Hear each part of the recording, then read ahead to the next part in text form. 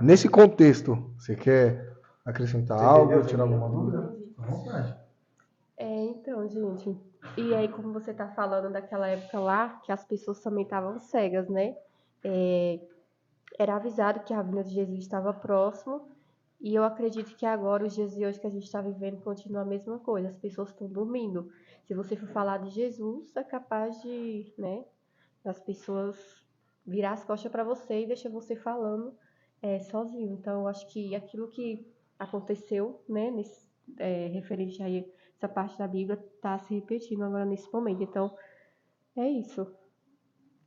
Houve a primeira queda, né? Primeira queda, Deus não destruiu a terra foi amaldiçoada. Na verdade, né? Aí essa queda, ela dá uma continuidade, e aí Deus destrói a terra, vamos dizer assim, entre aspas, não é porque não é totalmente destruída, ela só recebe ali um dilúvio e a terra é alagada, né? E depois o pessoal continua. A maldade multiplica de novo. Por quê? Sobra ainda, sobra ainda algumas pessoas, provavelmente nos cumes mais altos, né? A Bíblia conta dessa história que cobriu toda a terra, mas a gente está falando de uma época bem antiga, onde o povo era muito mais inteligente, muito mais astuto do que os de hoje. A gente pensa que a gente é astuto, que a gente é Aham. inteligente, mas antigamente o povo era muito mais. Então essa possibilidade ela não é descartada. E por isso se encontra mais à frente muitos povos, outros povos. Isso não pode ter saído diretamente de um povo de Deus.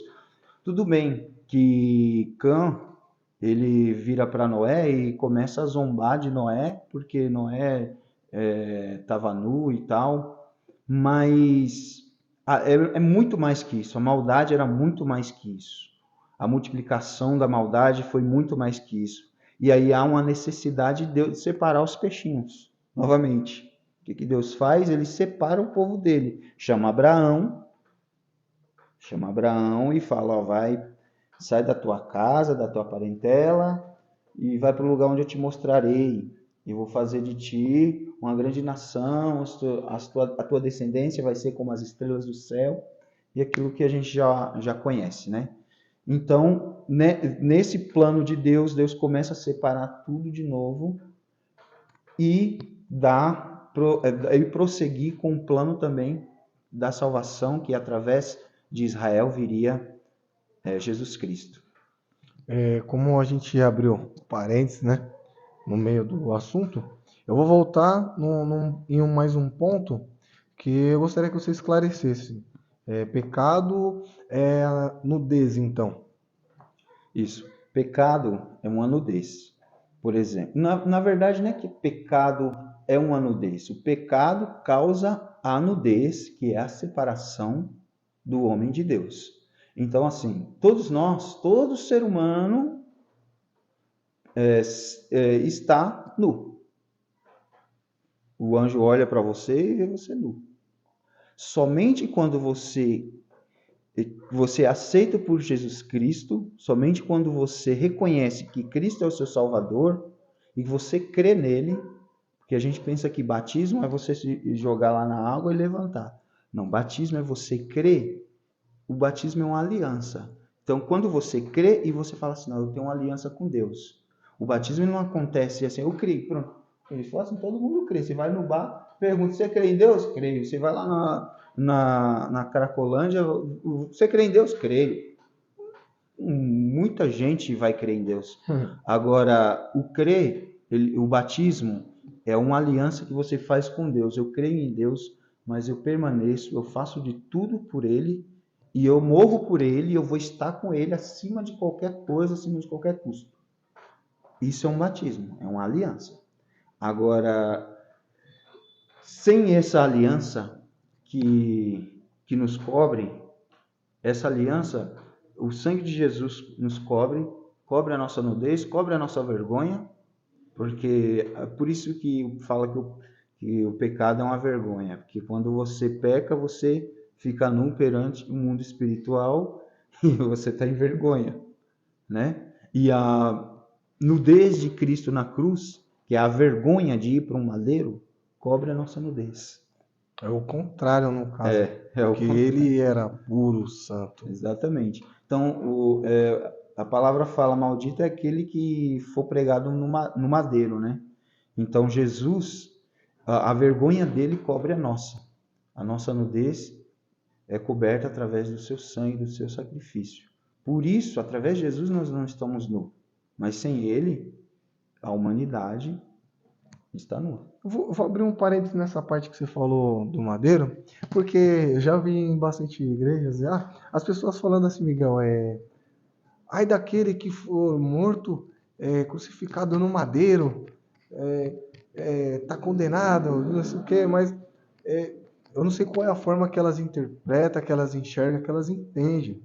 Mas o que está querendo dizer então é que aquele que vai ao madeiro, como é que eu posso te explicar? Como é que eu posso perguntar?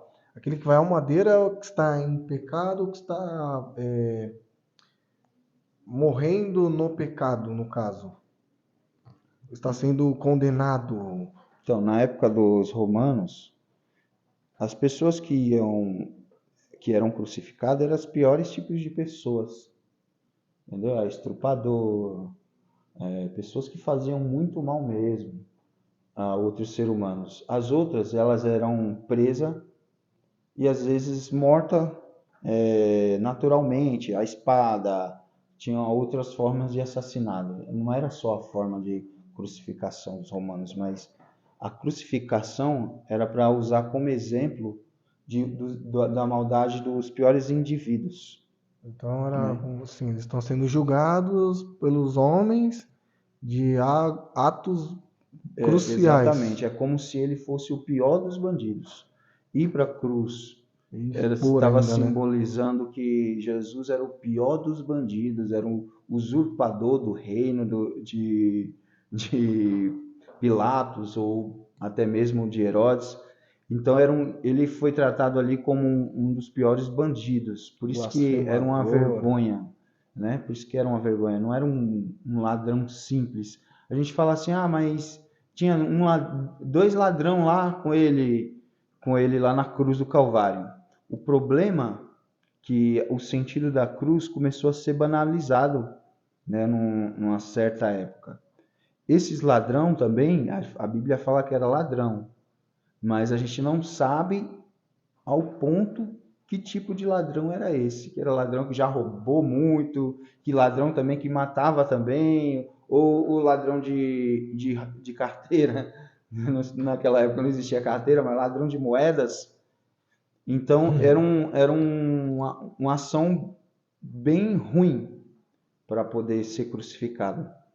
Então, a gente entende que aquele ladrão os dois ladrões que estavam do lado dele não eram pessoas que fizeram coisas boas, ou simplesmente roubaram algo e foram para a cruz. Não.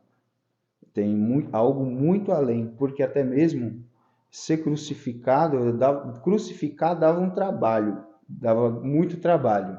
Então era mais fácil para ir também apresentar para todo mundo que também dava trabalho. Então era mais fácil você enfiar a espada no ladrão e matá-lo e pronto, acabava. Era punir ele pelo seu crime. Ou então, na maioria das vezes, era lançado na prisão. Mas como Jesus era um homem que os próprios judeus colocaram ele como blasfêmio, como que queria usurpar o reino, e aí Roma lava as mãos, né? Fala, eu não acho crime nesse homem, mas eles conseguem convencer até que Jesus é levado para a cruz. Então, infelizmente, Jesus vai para a cruz como um dos piores bandidos, né? A vergonha que ele passa ali é como se ele fosse um lixo.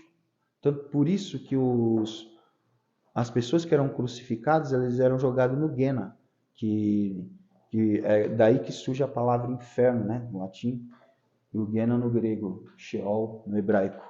Então, essas pessoas que eram crucificadas, eles eram jogados no lixão, no fogo que ficava lá queimando, e jogava aqueles corpos, aqui ficava aquele monte de corpo, para não ficar fedendo, ele jogava no lixão, né? E Jesus, ele teve o privilégio de José ir lá e resgatar o corpo dele. Privilégio não. Quem teve privilégio foi José, né? Óbvio. Mas Tiveram perante compaixão, né? os olhos humanos, é um privilégio, porque José foi lá e brigou pelo corpo de Jesus. Eles não entenderam porque ele brigou pelo corpo de Jesus, brigou assim, correu atrás, fez José de toda a parte Arimateia, não é isso? burocrática, Só para exatamente. entenderem. José de Arimateia. E aí José ele teve esse privilégio de guardar o corpo de Jesus. Isso já era plano de Deus, com certeza, porque o corpo dele não poderia ser queimado e jogado no lixão por conta da ressurreição. Então esse povo era tudo jogado lá no inferno, né? Era No, tudo no, lançado no no inferno. conhecido inferno de hoje. O Guena, o lixão. Perfeito. Fiquem ligados, galera. Muito obrigado. Até a próxima.